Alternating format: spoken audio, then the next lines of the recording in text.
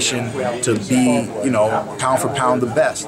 I don't look at anybody else as true competition besides Floyd Money Mayweather. A lot of people wanted to see you and Sean Porter, who had a great win as well, but he has to fight Kell Brook first. How do you see that fight playing out? It's going to be interesting because with Kell Brook, we've never seen him over here in the United States. We haven't seen him fight a true top 10 fighter.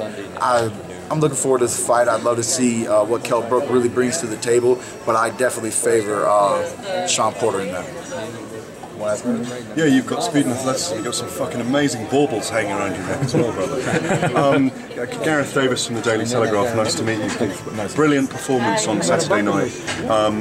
Staggeringly good, I thought. And I've come over here this week covering this big fight, this big event, looking at Khan, looking at Mayweather, obviously from our perspective.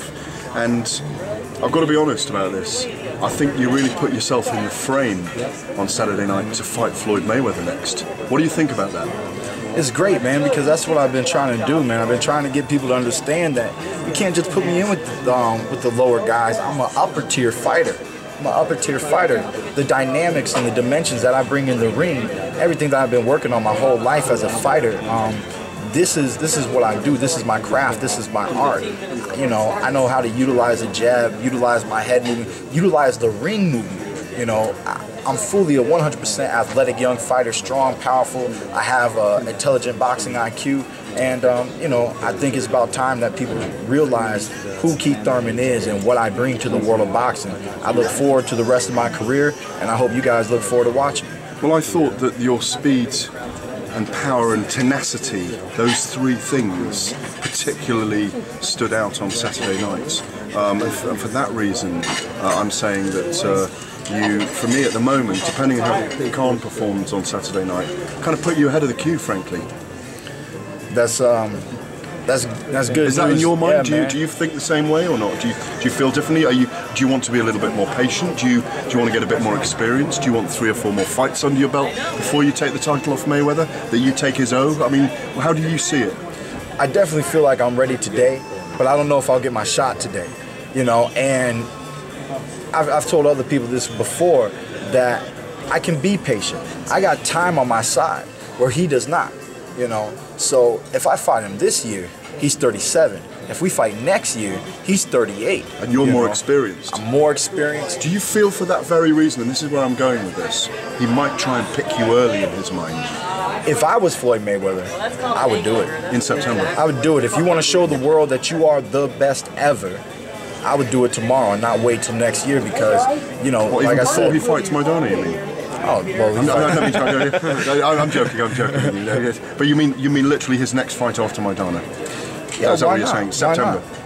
When he, no, I agree with you. Walking away with the victory over Maidana is going to make him the WBA world champion.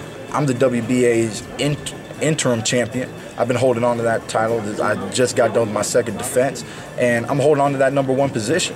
You know, I've been holding on to that position, just waiting for my opportunity to fight any world champion.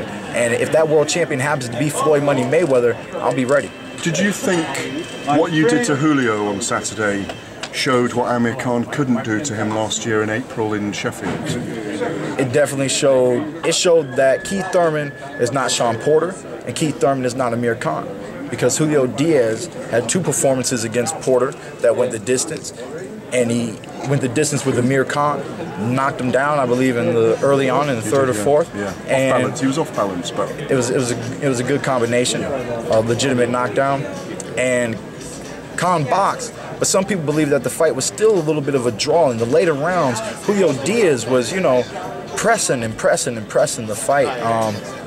You know, that's what I really wanted to do to Julio Diaz, was to show him that I'm not those other boys that you were in the ring with. You know, I might be the youngest, but I'm still one of the most deadliest and ferocious welterweights in the division today. What would you do to Amir Khan if you two met in the ring? I'd lay him out just like Danny Garcia. Because no matter what the speed is, you know, it's real terrific. And another example is the Paulie Malignaggi fight against Sean Porter. It's nice to be able to throw jabs and right hands and throw combinations faster than your opponent, But no fighter, you know, there might be just a very small percentage, no real fighter throws slow punches. And if you can time your opponent, it doesn't matter how fast they are. Danny Garcia showed it, and Sean Porter showed it. So if Amir Khan was ever to step in the ring with me, I'd be doing the same thing to him. I'd be looking forward to those combinations. I'd be looking forward to chasing him around the ring and showing me that footwork he has. Matter of fact, if we fight at the press conference, I'd tell him I hope he ran his miles backwards, because that's what he'd be doing the whole fight. Final question from me. You're all under Al Heyman, it seems, at the moment. Does it feel like Game of Thrones a little bit? Do you know what I mean by that? You know the series Games of Thrones, where everyone's fighting little kingdoms, everyone's trying to fight to get the best kingdom. Like, you're all under Al Heyman. There's a jigsaw to be solved, there's a puzzle to be solved. Who fights who next? There's 7 or 8 of you, aren't there? Definitely. For the most part, I say Al's doing a good job juggling around all of his fighters and positioning his fighters in competitive fights. But my big question really is, where do I fit in? Because I didn't fit into the major leagues this go around. But you can't count me out, man. It's time to put in the work. I put in the work. I made that work look, my hard work look like easy work, and I plan on continuing to do that, man. I'm not threatened by any man in the welterweight division, and that includes our king, Floyd Money Mayweather. Thank you very much. The real special thing about you is you said that your O doesn't mean anything to you. You're ready to lose it, you know, to get the good fights. That's a refreshing attitude, and it's something that you don't see in boxing a lot nowadays. Well, exactly. You don't see it in boxing nowadays. It's been in MMA for a long time. They've always put the best up against the best, and I want to test myself. All these other guys want to make money. I'm already making money. You know, can I make more money? Could I set myself up to make even more and more money? Yes, I can. I can. There's been many fighters who lived their careers that way, Floyd being one of them, you know. But the thing is with me is my passion. I live through the blood that pumps in my veins, and the blood in my veins desires a top 10 fighter. It desires a real challenge and real competition. If you could see my face after my last victory, I was displeased. My cellular structure was displeased. I want to be pleased. So, you know, please put me in with better competition. You know, I train really hard, I want to fight hard, and I want to fight against another guy that's going to fight hard and bring the best out of Keith one-time Thurman, so that I can show you guys who I truly am as a fighter, and I'm not afraid to lose. I've been telling reporters this lately, that whoever beats Keith Thurman is a bad man, because I'm a bad man.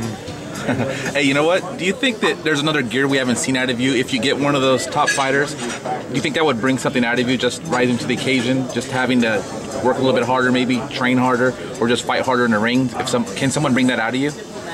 Definitely. You know, I'm always looking for a way to dismantle my opponent, and if he is giving me difficulties or showing me something, then I'm gonna have to bring in a new aspect.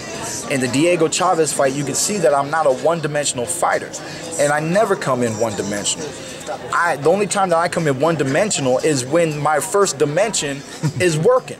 You know, until then, you know, I'm always prepared to switch my tactics and do whatever I need to do. You know, sometimes I'll lag a fight and I'll just win some rounds. If I feel like I lost a few, I'll do what I need to win a few, and then later on I'll look for that knockout once again.